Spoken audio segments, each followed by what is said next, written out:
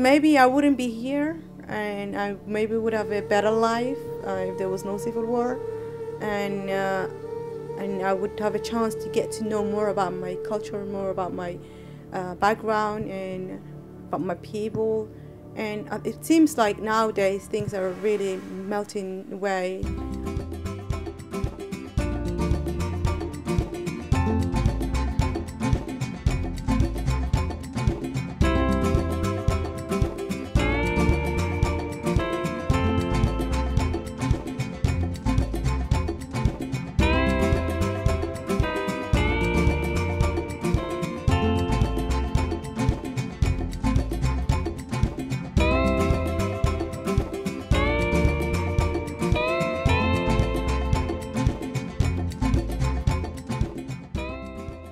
It has been going on for the last 20 years. People have grown tired of it.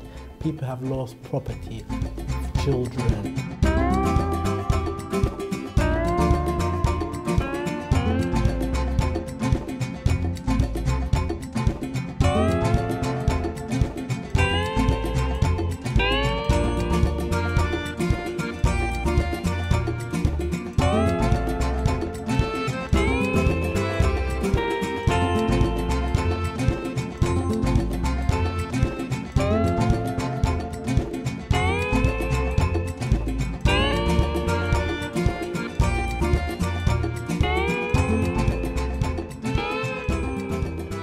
I lived in Ethiopia and I lived in Sweden, and now I'm living here. So, because of the civil war, spread us in a different country, into different countries, and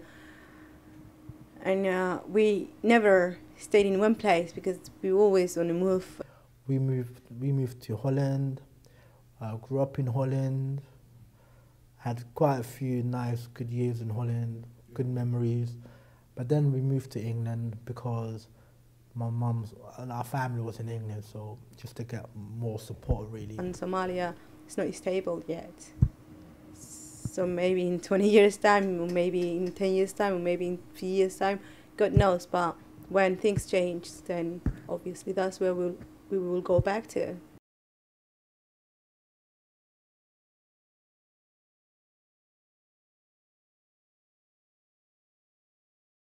A tribe is literally thousands and thousands of families acting as one unit.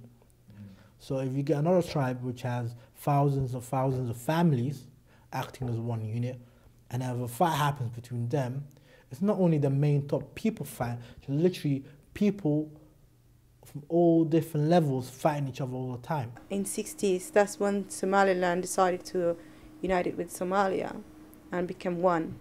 And after 2 decades, things didn't go very well, and then there was a civil war. There was too many problems, and then they decided to become their own one country and to rule their own way. The thing you have to know about Somali politics is it's an ever-changing arena. Yeah. Like two people that are friends right now could be worse enemies next week.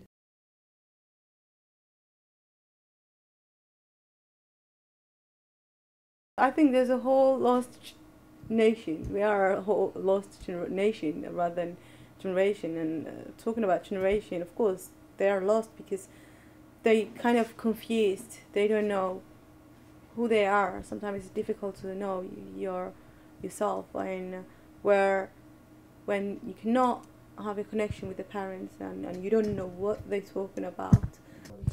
Well, their portrayal of young Somali boys is mainly that they are, like you said, gang-orientated, violent, you know, not very willing to listen, even in schools. And to find a way and not having someone to guide you or someone to share his experience with you and tells you this is a normal thing, it happens, and this is what happens when you are from a corrupted country, when your country is being destroyed by a civil war.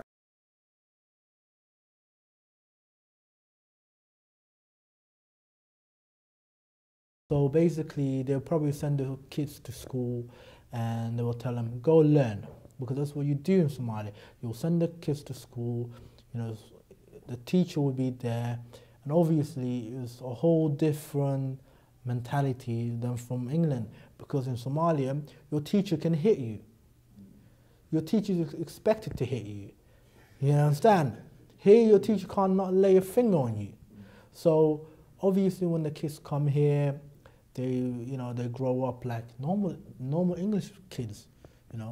They experiment, they do drugs, they do whatever, like smoke cigarettes. None of those things was happening in Somalia. Maybe we overheard people say, because maybe life would have been better, the world would have been a better place if we lived in our country with no war, but we don't know. So this is kind of our lives, and we have to get used to it, and we did. Kids get to suffer because the parents don't know what they're doing, because they're living as if they're living in Somalia. Understand?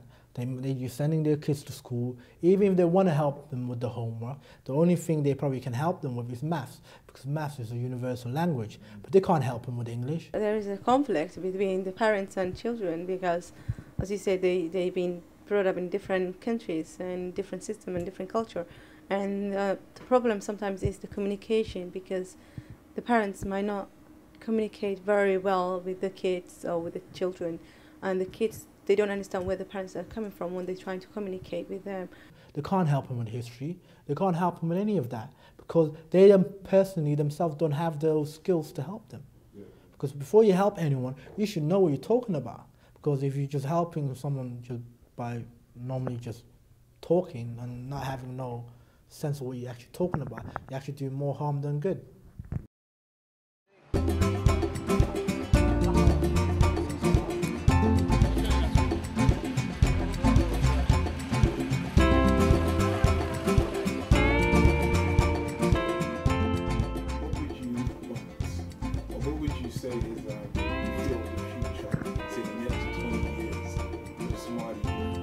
What I would like the next 20 years, the future of Somalia to be, is to have a stable government, to have a country, stable country, very peaceful, and to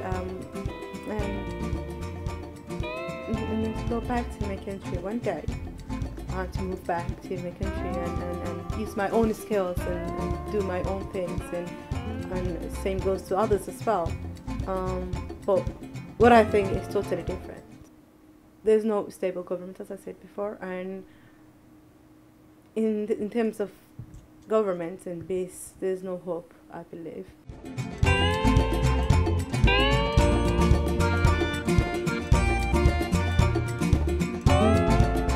I believe personally that people, because right now it's all about what tribe are you, who do you know. But we'll get to a stage of what do you know. And the people that are here, they go to university, they learn things, and they do actually something with their lives, would actually be in the future the people that actually get to rule Somalia after all the wars have finished, all the people who are leading the people in the wrong way have been, maybe killed, or maybe they've been changed or whatever.